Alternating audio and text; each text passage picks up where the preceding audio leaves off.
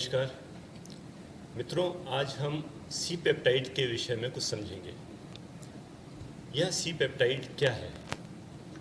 C peptide वास्तव में connecting peptide का शॉर्ट फॉर्म है, जिसे हम सी पेप्टाइड के नाम से जानते हैं। क्या आप जानते हैं कि इंसुलिन का फॉर्मेशन कैसे होता है? हमारी बॉडी में जितने भी प्रोटीन हार्मोन्स हैं वो सबसे पहले अपनी प्रो फॉर्म में सिक्रीट होते हैं, जो कि लार्जर एमिनो एसिड चेन होती है। इस लार्जर एमिनो एसिड चेन के प्रोसेसिंग से स्मॉलर एमिनो एसिड चेन्स बनती हैं और फिर फाइनल प्रोटीन हार्मोन जैसे कि इंसुलिन बनता है। तो इंसुलिन बनाने के लिए बॉडी सबसे पहले प्री प्रो इंसुलिन की प्रोसेसिंग से प्रो इंसुलिन और फिर प्रो इंसुलिन की प्रोसेसिंग से इंसुलिन, इस तरह से प्रो और इंसुलिन इसका निर्माण होता है। जब हम प्रो इंसुलिन को प्रोसेस करते हैं तो ये प्रो इंसुलिन वास्तव में एक स्ट्रेट चेन के रूप में ना होके एक फोल्डेड मॉलिक्यूल है, जिसको हम एक अपनी उंगली के इस तरह से समझ सकते हैं, जिसमें ये चेन फोल्डेड होती हुई और अंत में दोनों एंड्स एक दूसरे को ओवरलैप कर रहे हैं। वास्तव में ये ओवरलैपिंग एंड्स यही इंसुलिन मॉलिक्यूल बनाते हैं और दोनों एंड्स से जब ये ब्रेक होता है तो रिमेनिंग पार्ट जो कि इन दोनों इंसुलिन चेन्स को कनेक्ट करता है उसे हम सी या कनेक्टिंग पेप्टाइड या सी पेप्टाइड कहते हैं। तो इस प्रकार सी पेप्टाइड प्रो इंसुलिन का ही एक पार्ट है, जो सी पेप्टाइड और इंसुलिन के रूप में जब प्रो इंसुलिन ब्रेक होती है तो उससे उत्पन्न होता है। अब हम ये समझते हैं कि ये सी पेप्टाइड की क्लिनिकल सिग्निफिकेंस क्या है। वास्तव में सी पेप्टाइड हमें यह बताता है कि हमारी बॉडी की इंसुलिन सिक्रीटिंग कैपेसिटी, हमारे बॉडी में जो बीटा सेल्स हैं वो कितनी इंसुलिन बना रहे हैं, ये है एंडोजिनस, बॉडी की अपनी बनने वाली इंसुलिन वह कितनी सिक्रीट हो रही है। So C peptide is a marker of endogenous beta cell function. अब आप यह तो समझ ही चुके हैं कि जब इंसुलिन का निर्माण होता है तो प्रो इंसुलिन से इंसुलिन और सी पेप्टाइड बनते हैं। तो इसका अर्थ यह हुआ कि जितनी इंसुलिन का मॉलिक्यूल्स का निर्माण हो रहा है उतने ही सी पेप्टाइड मॉलिक्यूल्स का भी निर्माण हो रहा है। तो इंसुलिन और सी पेप्टाइड यह आपस में इक्विमोलर कंसेंट्रेशन में रिलीज होते हैं कि अगर हम इंसुलिन के 100 मॉलिक्यूल्स रिलीज हो रहे हैं तो उस समय सी पेप्टाइड के भी 100 मॉलिक्यूल ही रिलीज हो रहे होंगे। इस प्रकार से अगर हमें बॉडी में इंसुलिन सिक्रीशन कितना हो रहा है यह नापना है, यह मेज़र करना है, तो हम सी पेप्टाइड को मेज़र कर लें तो यह हमें इंसुलिन के विषय में बता देगा।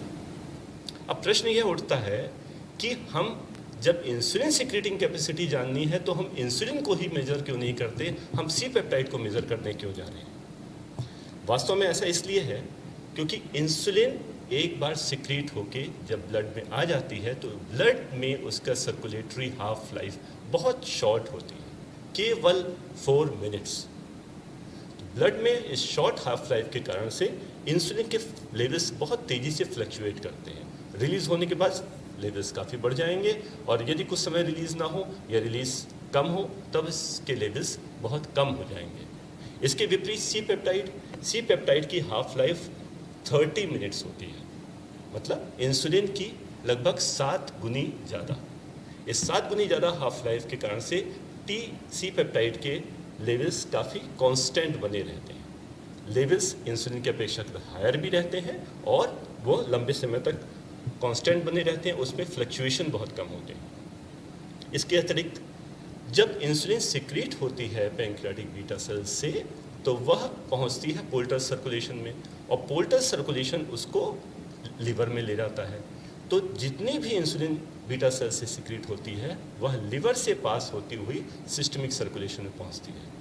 इसको हेपेटिक फर्स्ट पास कहते हैं, मतलब एंडोजिनस इंसुलिन लिवर से पहली बार पास होती हुई तब सिस्टमिक सर्कुलेशन में पहुंचती है और 50 to 60% इंसुलिन इस हेपेटिक फर्स्ट पास में मेटाबोलाइज हो जाती है। तो यदि 100 यूनिट इंसुलिन सिक्रीट हुई है तो फर्स्ट पास हेपेटिक मेटाबॉलिज्म के बाद केवल 50 या 40 यूनिट्स ही हमारी सिस्टमिक सर्कुलेशन में पहुंचेंगी। तो इस प्रकार इंसुलिन सिक्रीट होने के बाद सर्कुलेशन में कम होती है और इसका जो पेरिफेरल मेटाबॉलिज्म, जो पेरिफेरल क्लियरेंस है, ये भी बड़ा वेरिएबल होता है। तो जो इंसुलिन बनती है वो पहुंचती भी कम है, उसका क्लियरेंस भी वेरिएबल होता है। इसके ऑपोजिट सी पेप्टाइड, उसका हेपेटिक फर्स्ट पास मेटाबॉलिज्म लगभग नेग्लिजिबल होता है। मतलब जितनी सी पेप्टाइड रिलीज होकर पोर्टल सर्कुलेशन में पहुंची है, लगभग वो अनमेटाबोलाइज्ड ही सिस्टमिक सर्कुलेशन में पहुंच जाती है।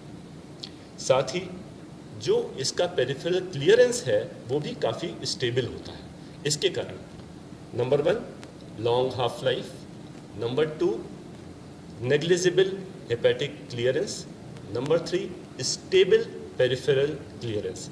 इनके कारण से सी पेप्टाइड के लेवल्स में फ्लक्चुएशन इंसुलिन के लेवल की भांति ना होके वह स्टेबल बना रहता है। अब प्रश्न ये उठता है कि यदि हमारा patient insulin, exogenous insulin therapy पे है, वो बाहर से इंसुलिन सप्लीमेंटेशन ले रहा है, उसमें हम यह कैसे जानेंगे कि बॉडी का एंडोजेनस इंसुलिन सिक्रेटिंग रिस्पॉन्स कैसा है।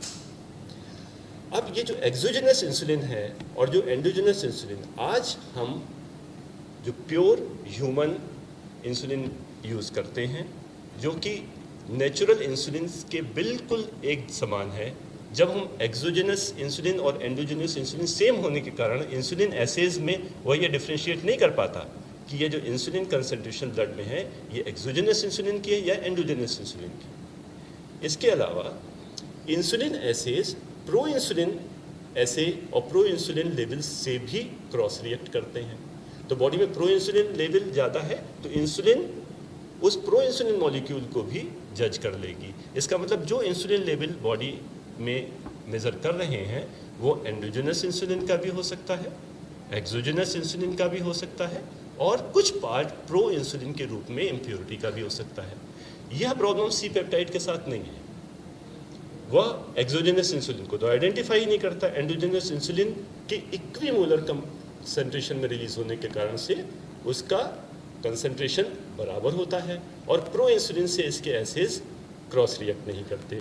तो इस प्रकार इन सब कारणों से, हाफ लाइफ के कारण, फर्स्ट पास मेटाबॉलिज्म न होने के कारण, पेरिफेरल क्लियरेंस स्टेबल होने के कारण और प्रो इंसुलिन और एक्सोजेनस इंसुलिन से क्रॉस रिएक्ट न करने के कारण ही सी पेप्टाइड एसे को इंसुलिन एसे से ज़्यादा सुपीरियर समझा गया है। अब इसके बाद समझते हैं कि इस सी पेप्टाइड को मेज़र किस प्रकार से करना है। इसके लिए हमको समझना होगा कि इंसुलिन बॉडी में किस प्रकार सिक्रीट होती है।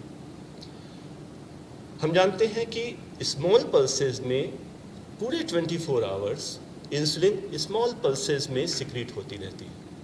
इसे हम इंसुलिन का बेसल सिक्रीशन कहते हैं और यह बेसल सिक्रीशन हमारी बॉडी में लगातार जो एंटी इंसुलिन हार्मोन्स हैं, जो कैटाबॉलिक हार्मोन्स हैं, उनकी एक्टिविटीज़ को सप्रेस करने के काम आता है।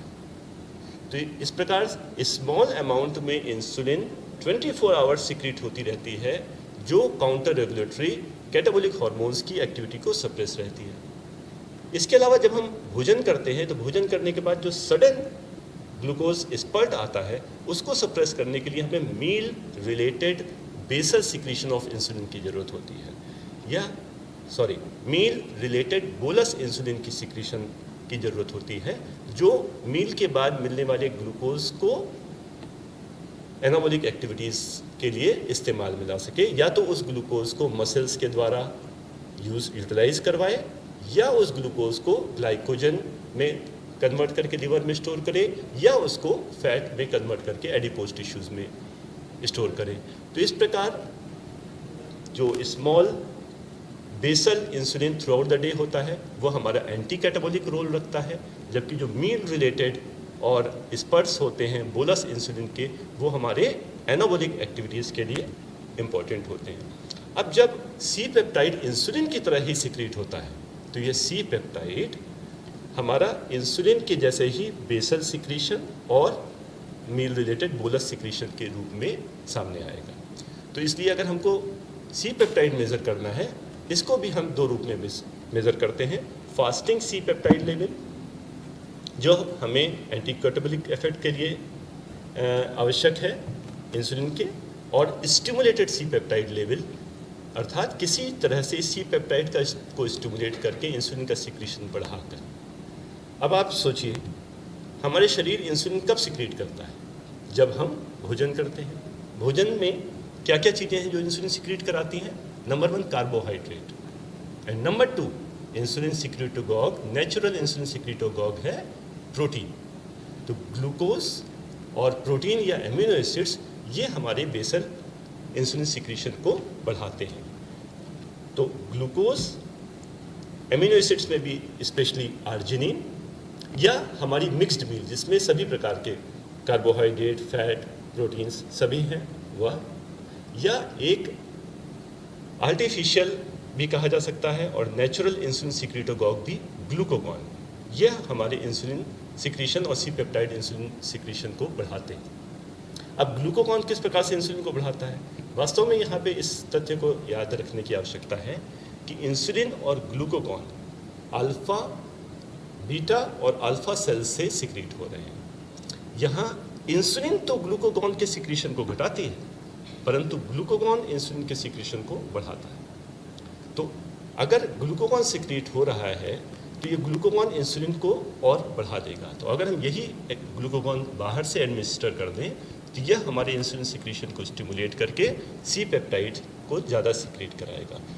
तो इस ग्लूकोगॉन को या मिक्स्ड मील, एमिनो एसिड्स जैसे आर्जिनिन या आईवी ग्लूकोज को हम सी पेप्टाइड स्टिमुलेशन के लिए प्रयोग में ला सकते हैं। तो अब तक हमने जाना कि सी पेप्टाइड की आवश्यकता इंसुलिन सिक्रीशन के मेजरमेंट के लिए होती है क्योंकि वह इंसुलिन से ज़्यादा स्टेबल है, और इसका असेसमेंट हम फास्टिंग और पोस्ट प्रैंडियल या स्टिमुलेटेड वे में करते हैं। अब समझते हैं कि सी पेप्टाइड का क्लिनिकल यूटिलिटी कहाँ कहाँ है।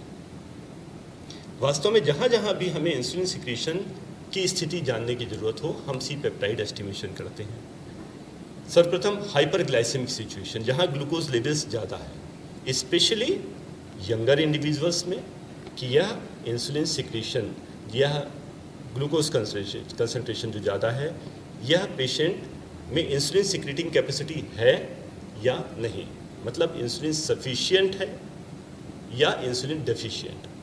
जो इंसुलिन सफिशिएंट पर्सन्स होंगे उसमें इंसुलिन लेवल सिक्रीट हो रहा है लेकिन इंसुलिन रेजिस्टेंस के कारण से काम नहीं कर रहा, तो वहाँ हमें सेंसिटाइजर्स की आवश्यकता होगी।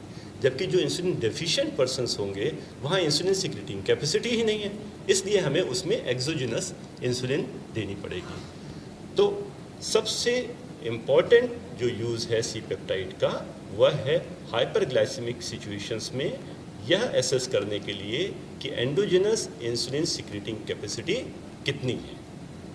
इसके अलावा कुछ हाइपोग्लाइसेमिक सिचुएशंस में भी हमें सी पेप्टाइड को एसेस करने की ज़रूरत पड़ सकती है। इनमें प्रमुख है हाइपोग्लाइसीमिया, जहां हमें यह देखना हो कि नेचुरल इंसुलिन सिक्रीशन ज़्यादा तो नहीं हो गया, जैसे इंसुलिनोमा, पैंक्रियाटिक ट्यूमर्स जो इंसुलिन सिक्रीट कर रहे हैं और ये एक्सेजरेटेड insulin, abnormally elevated levels of insulin को सिक्रीट करके ब्लड ग्लूकोज लेवल को डाउन करते जाते हैं, हाइपोग्लाइसीमिया प्रोड्यूस करते हैं। तो ड्यूरिंग हाइपोग्लाइसीमिया अगर इंसुलिन लेवल्स नॉर्मल से ज़्यादा है, इसका अर्थ यह हुआ कि उस पेशेंट को इंसुलिनोमा हो सकता है, और ये इंसुलिनोमा का जो एक्सेजरेटेड इंसुलिन सिक्रीशन है यह हाइपोग्लाइसीमिया उत्पन्न कर रहा है। इसके लिए हम सी पेप्टाइड असेसमेंट करा सकते हैं।